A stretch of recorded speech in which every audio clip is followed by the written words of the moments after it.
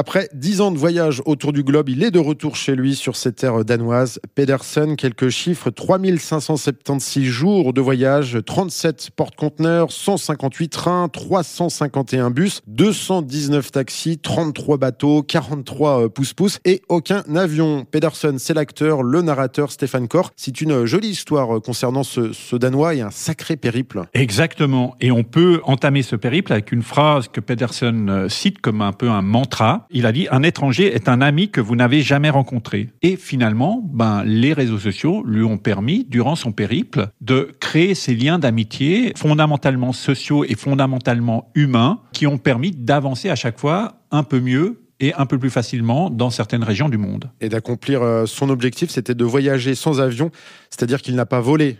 Et dans les deux sens. Oui, alors dans les deux sens du terme, bien sûr. Il n'a jamais pris un moyen qui lui a permis de s'élever au-dessus des airs, que ce soit une montgolfière ou un avion. Et il a fait ce périple en cherchant de l'information à travers Internet, en ayant des connaissances sur le fonctionnement, bien sûr, des cargos. Il a pris beaucoup de navires cargos pour aller d'un point à un autre quand il n'y avait pas de route. Et puis, il a été accueilli quelque part dans beaucoup de lieux où il s'est rendu. Il maintenait un blog où il racontait un peu son voyage, ce qui permettait finalement à des gens qui ne le connaissaient pas de le découvrir. Et c'est vrai que quand il arrivait, on avait quelqu'un qu'on avait envie d'accueillir chez soi, qu'on avait envie d'aider. Et ça montre aussi toute cette bienveillance humaine, alors que souvent on met en avant la malveillance qui est sur les plateformes sociales, les appels à la haine, le harcèlement et tout un ensemble de choses qui représentent une minorité qu'il faut surtout pas négliger, mais qui n'est pas non plus l'essence même du fonctionnement humain à travers les réseaux sociaux qui créent ce lien social fondamentalement humain.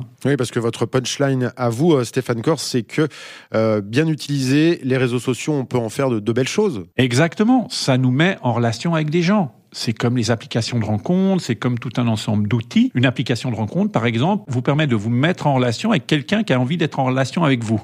Ce qui n'est pas forcément le cas dans un café si vous abordez quelqu'un. Donc, de cette manière, c'est moins intrusif, c'est moins contraignant pour les deux personnes et ça permet de le faire. Après, bien sûr, dans l'utilisation qui est faite de ces outils, il y a des dérives ou il y a des manques de maîtrise des fois de la technologie en tant que telle.